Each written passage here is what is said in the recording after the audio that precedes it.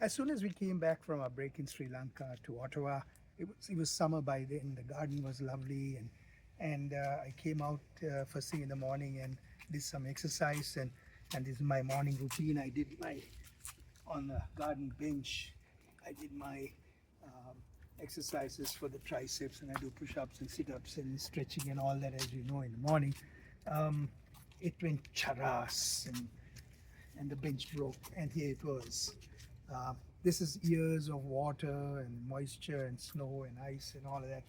So I had to take it apart. So I brought my trusted um, toolkit. I have this kit I bought, the ratchet set, and brought the other tools and started taking it apart because I figured if I can take it apart, I can go to the lumberyard or the hardware store and buy some wood and bring it back. But as I was taking it apart, I saw that the other pieces were also rotten. So trying to make a decision whether to keep it or get rid of it. So so as I was taking it apart, as usual, there's this Murphy's law. When you take 10 bolts out, there's one that gives you a hard time. It's stuck, it's fused, it's rusted, and then of course this magical formula of WD-40 is there.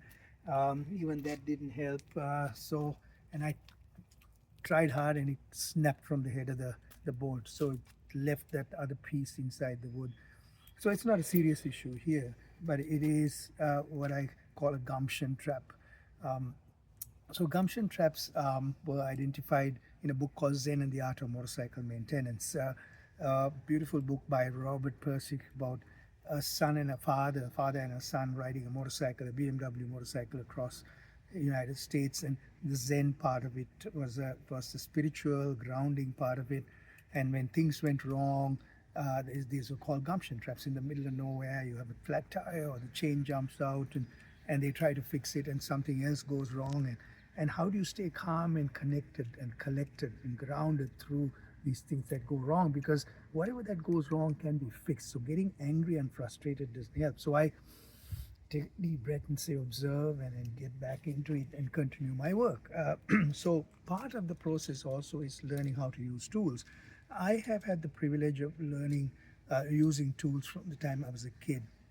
So there's an art to it.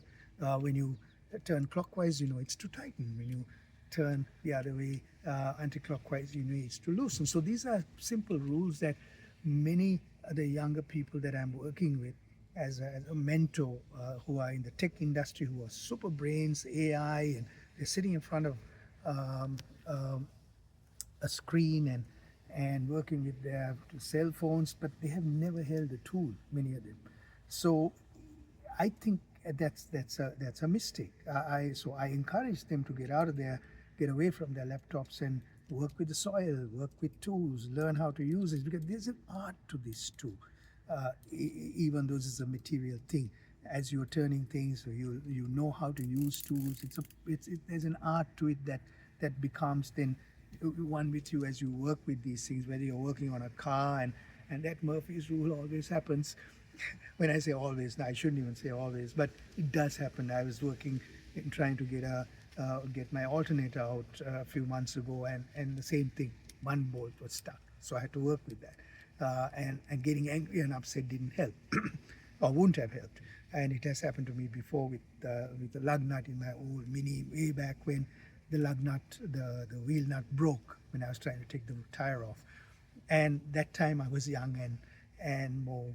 I got angry and frustrated, but I still fixed it. Managed to go to a junkyard and buy a new hub and put it in, and it worked. So all I'm saying is, as I work with young people too, I tell them that it's important to also learn other skills outside their focus.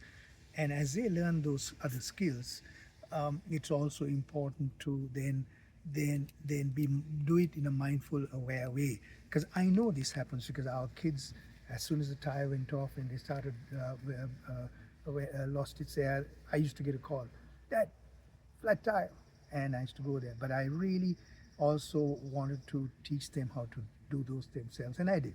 And even checking the fluid levels in a car. If you're driving a car, those are important things, especially an older car, important things to do on a regular basis. So I taught them those skills.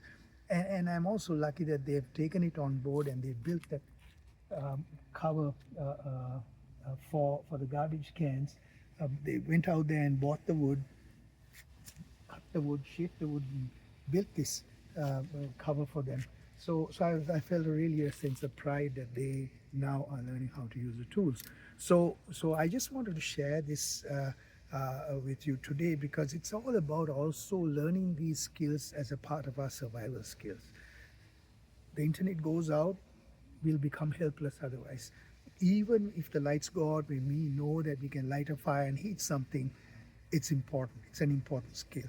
Whether it's a camp stove or kerosene stove, whatever it is, learning those skills become an important way of living well on this earth. So that's what I wanted to share with you today from a beautiful, well, the sun is going off, day in Ottawa.